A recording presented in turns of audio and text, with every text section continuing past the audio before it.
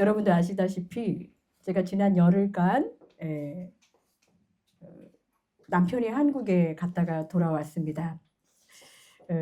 갈 때는 텅텅 빈 캐리어 2개를 가져갔어요. 그래서 밴을 딱 타는데 밴 그 운전하시는 분이 무거울 줄 알고 가방을 확 들었는데 너무 가벼워가지고 당황을 하셨거든요.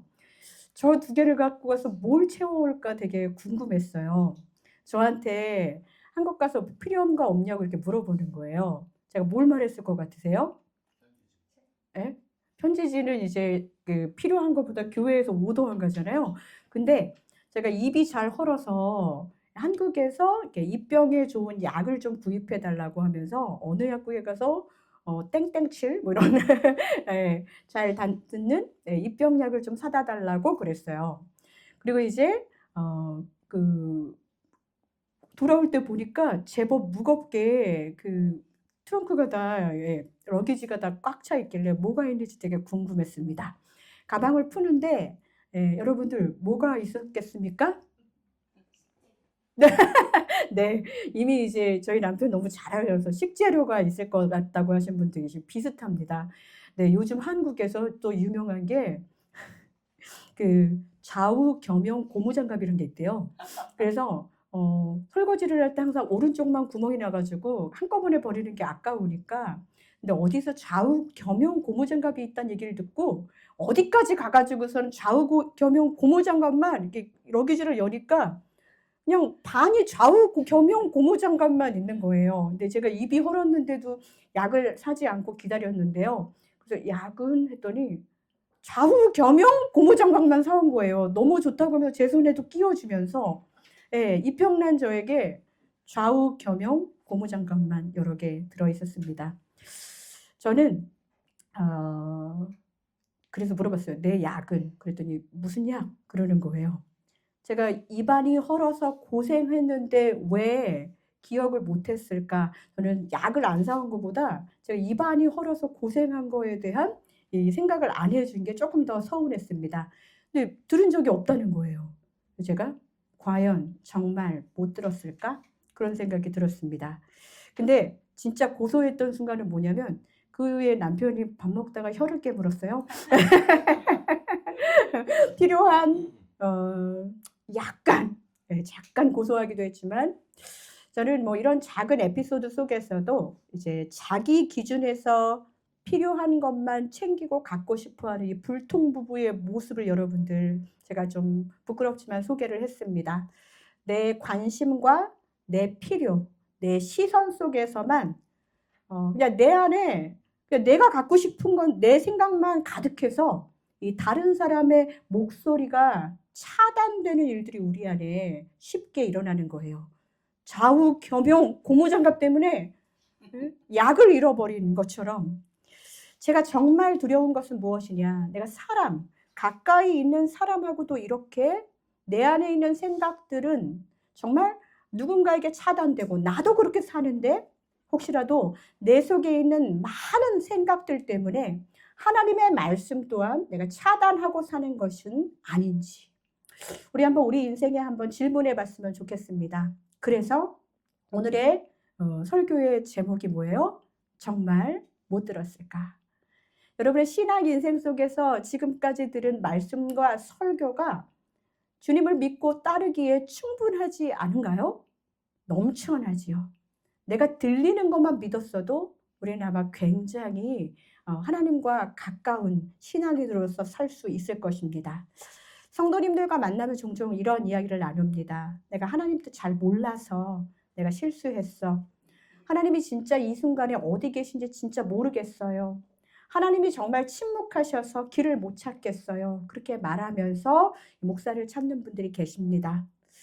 근데 한번 우리가 생각해 봤으면 좋겠어요. 정말 그럴까요? 혹시 진짜 몰랐던 것이 아니라 알면서도 외면하는 하나님의 말씀을 차단하고 내가 원하는 대로 하고 싶은 내 자아 때문이 아닐까요? 하나님의 뜻이 안 보였던 것이 아니라 내 뜻과 너무도 달라서 내가 그것을 순종하려고 하지도 않았던 나의 모습은 아니었을까요? 우리가 계속 에스겔서 말씀을 읽잖아요. 오늘 27절까지 다 읽으려다가 14절만 읽었습니다. 7장의 모든 것이 하나님의 경고였어요. 오늘 우리가 읽은 본물 에스겔서 7장의 말씀, 이제 하나님의 마지막 경고로 유다의 심판, 예루살렘의 멸망이 예고되고 있지요. 오늘 보면 14절을 우리 다 같이 한번 읽어봤으면 좋겠습니다. 같이 읽습니다. 그들이 나팔을 불어 온갖 것을 준비하였을지라도 전쟁에 나갈 사람이 없나니 이는 내 진노가 그 모든 무리에게 이르렀음이라. 너무 슬픈 말입니다. 나팔 소리가 들렸어요. 전쟁이 일어난다. 전쟁을 선포한다. 열심히 파수꾼은 나팔을 불고 나팔 소리가 들리고 있는데, 와, 그래서 어떻게 하란 말이야? 경보가 울렸는데 아무것도 할 수 없고 전쟁에 나가려고 하는 사람조차도 없어요. 마치 귀는 있지만 듣지 못하고 눈은 있지만 보지 못하는 그런 이상한 사람들의 모습입니다. 이미 수차례 하나님의 경고가 있었고 선지자를 통해서 메시지가 전달됐지만 사람들은 반응하지 않고 있어요. 왜요? 심판이 설마 오겠어? 나팔 불어봤자 하나님 나를 도와주겠지. 제대로 믿지도 않으면서. 하나님이 설마 그런 진노를 우리에게 행하시겠어? 하지만 모든 것이 무너졌어요. 하나님이 결국 그 일을 하셨습니다. 돈도, 권력도, 종교적인 틀도, 신앙이 하는 모든 것들이 무너졌습니다. 본문 19절 같이 읽습니다. 그들이 그 은을 거리에 던지며 그 금을 오물같이 여기리니 이는 여호와 내가 진노를 내리는 날에 그들의 은과 금이 능히 그들을 건지지 못하며 능히 그 심령을 그 창자를 채우지 못하고 오직 죄악의 걸림돌이 되미로다. 자, 슬픈 말이에요. 네, 당시에 가장 귀했던 은을 막 던지고 금을 오물같이 여겨요. 멸망의 날에 목숨을 부지하기 위해서 이런 것들이 아무도 쓸모가 없다는 것. 우리가 요즘에도 재난의 때에 정말 다 때려가는 거 여러분들 보셨죠? 이거 단지 고대 이스라엘 이야기가 아닙니다. 오늘 우리의 이야기입니다. 이 도스토옙스키의 이 까라마조프가의 형제들이라는 책이 있어요. 저도 그 책 읽어내느라 참 고생했는데 거기에 이렇게 졸다가 아주 정신이 번쩍 뜨이는 그런 대목, 스토리가 나옵니다. 이 대신문관의 이야기인데요. 예수님이 다시 이 땅에 오셨어요. 예수님이 이 땅에 오셔서 또 사랑하시고 기적을 행하시고 병자를 고치시고 사람들을 위로하십니다. 그런데 또 당시 종교 지도자들 대신문관이 예수님을 또 체포하는 거예요. 다시 왔는데도. 그러면서 대신문관이 이렇게 이야기합니다. 당신은 사람들에게 자유를 주셨지만 그 자유는 너무 대단하고 위대해서 사람들은 그 자유를 누리지 못합니다. 우리는 당신이 없이도 이 세상을 잘 다스리고 있었어요. 왜 다시 오셨습니까? 소설 얘기예요. 왜 다시 오셨습니까? 대신문관이 예수를 촉표해서 이렇게 물어보는 거예요. 우리는 당신이 없어도 당신의 일을 너무 잘하고 있습니다. 사람들은 당신의 진리를 감당할 수 없어요. 적당히 타협한 우리들의 이야기를 훨씬 더 잘 받아들이기 때문이에요. 라는 뜻입니다. 그때 예수님이 아무 말씀도 하지 않으시고 그 순간 예수님이 이 대신문관의 뺨에 뺨을 때렸으면 좋겠는데 조용히 입 맞추시고 떠나게 되십니다. 예수님은 또 그냥 떠나셨어요. 그때 대신문관이 혼잣말처럼 이렇게 이야기합니다. 나는 당신을 사랑해서 이렇게 가게 하는 것이 아니라 당신이 진짜이기 때문에 두렵습니다. 라고 이야기하는 거예요. 여러분, 하나님의 말씀 알고 있는데 그게 진짜라는 걸 알고 있는데 내가 살아 누리지 못해서 때로는 두렵기도 하고 진짜 예수님이 오기를 바라는 마라나타의 신앙이라고 하는데 사실은 진짜 지금 올까봐 걱정되는 신앙인들이 많이 있다는 거예요. 왜 오셨어요? 우리 예수님 없이도 이렇게 잘 커다란 교회, 팬시한 찬양과 정말 엄청나게 많은 신학과 또 많은 일들과 선교지에 여러 가지 일들 하면서 내가 얼마나 잘 지내고 있는데 예수님 오셔서 또 우리를 이것저것 또 만지시려고 하세요. 혹시 우리에게도 이런 대신문관과 같은 그런 생각으로 우리 신앙생활을 하고 있지 않습니까? 무엇이 두려운 거예요? 예수 오실까 봐 두려워하는 신앙인은 아니십니까? 말씀이 들리지 않는 신앙생활. 예수 없이도 아이아나 교회 우리끼리 잘 운영하면서 주님 안 오셔도 돼요. 저 지금 여기 우리 이제 시작했는데. 아니요. 저는 교회 시작하자부터 계속 주님 오셨으면 좋겠습니다. 주님 다시 오실 때 느끼는 감정이 무엇인지 너무나도 궁금합니다. 내가 예수 오기 전에, 주님 오시기 전에 하나님의 교회를 어렵지만 이렇게 섬기고 있다는 거 예수님께 보여드리고 싶어요. 그리고 혼날 거 있으면 혼나고 싶습니다. 그분이 진짜라는 걸 알기에 정말 어줍지 않은 사람들에게 혼나는 거는 여전히 쉽지 않아요. 어려워요. 그렇지만 진짜이기에 우리 혹시 뭐 잘못 가르치는 거 있으면 예수님한테 혼나고 싶습니다. 진리를 마주하여 피하지 않는 교회가 됐으면 좋겠습니다. 우리는 얼마나 준비되어 있습니까? 정말 하나님의 말씀이 내 귀에 지금 들리고 있습니까? 하나님의 에스겔을 통해서 유다의 멸망을 최종 경고하셨어요. 하지만 백성들은 말씀을 그냥 종교적인 말로 흡수했어요. 또 시작이구나, 경고. 그리고 경고가 나팔 또 불렀어? 일상으로 그냥 무시했습니다. 안일하게 대처했어요. 그리고 나서 어떤 일이 일어났습니까? 27절입니다. 함께 읽습니다. 왕은 애통하고 방백은 놀람을 옷 입는 듯하며 거민의 손은 떨리리라. 내가 그 행위대로 그들에게 갚고 그 죄악대로 그들을 국문한즉 그들이 나를 여호와인 줄 알리라. 네.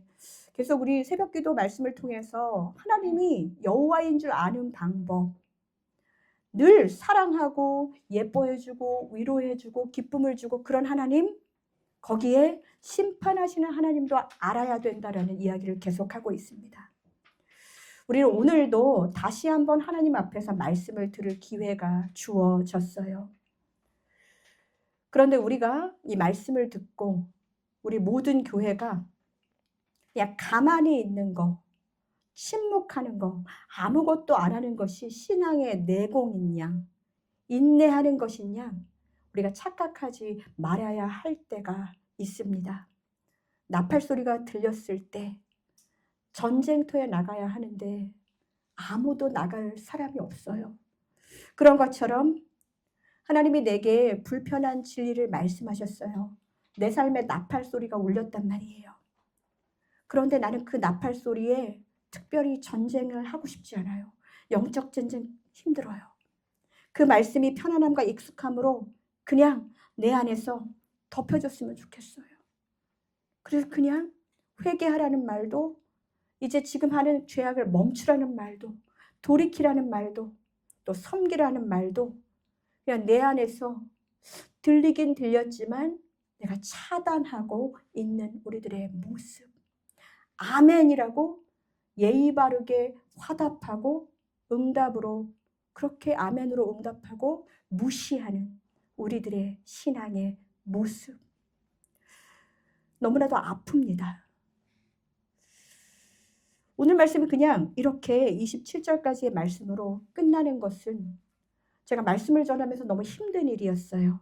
그래서 오늘 말씀을, 신약의 말씀을 찾았습니다. 히브리서 10장 31절의 말씀입니다. 함께 읽습니다. 살아계신 하나님의 손에 빠져들어날 것이 무서울진저. 네, 이 말씀 무서워요. 그런데 자, 하나님의 손이 수식하는 단어가 뭐예요? 살아계신. 네, 하나님은 살아계신 분이요. 그 손이 살아있다는 것은 뭐예요?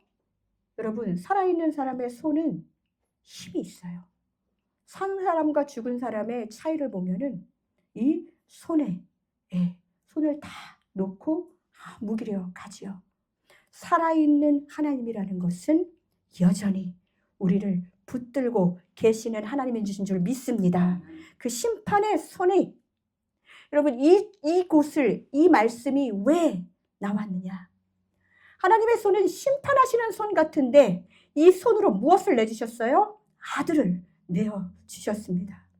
하나님의 손이 십자가에 못 박히신 손이 되었어요. 믿으십니까?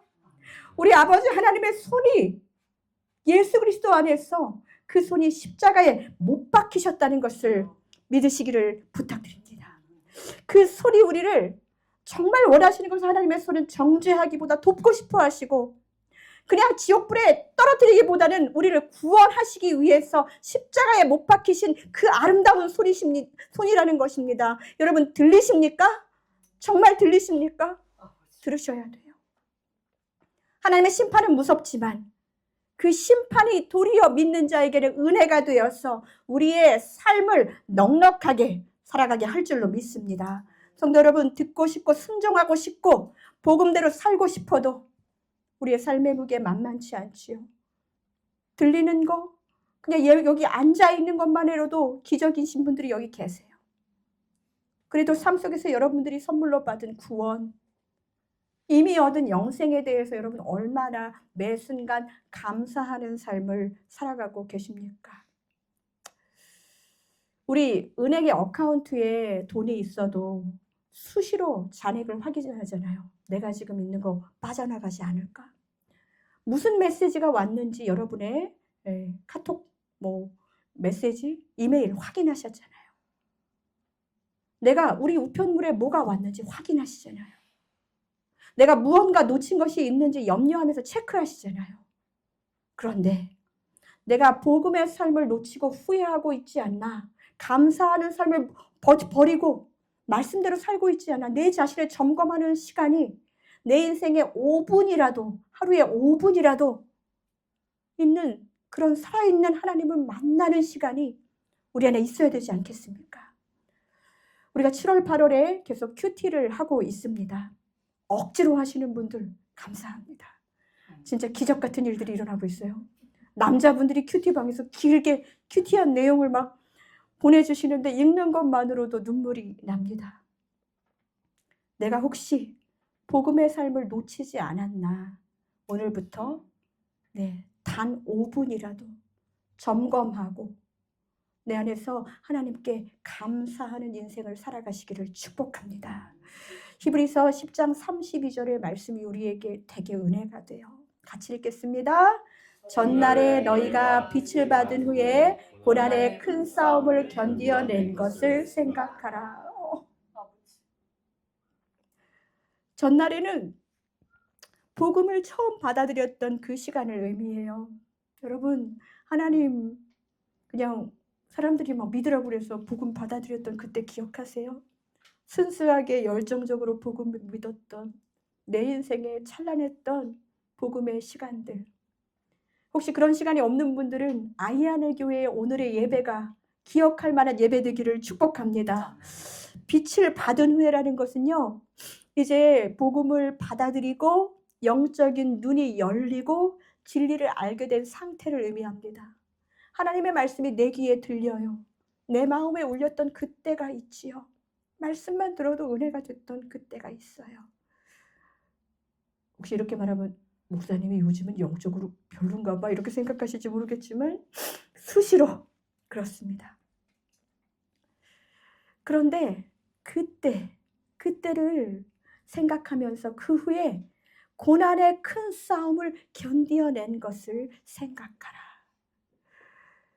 여러분, 복음을 받아들이고 영적인 눈이 뜨인 사람들, 하나님의 진리가 정말 내 인생을 좌지우지할 또 나는 그걸로 충분합니다 생각하는 사람들에게는 고난을 큰 싸움, 이것을 견디어낼 그 능력이 있음을 늘 생각하라고 우리에게 말씀을 이야기하고 있습니다. 말씀을 우리에게 이 땅에서 정말 힘써야 할 것, 내가 매일 점검해야 할 것이 무엇인지를 알려줍니다. 아프시죠? 괴로우시죠? 고난의 큰 싸움, 정말 몹시 견딜 수 없는 일들을 당했을 때 우리가 견딜 수 있는 원동력은 내가 빛을 받았을 그때 기억하며 하나님의 은혜를 사모하는 거예요.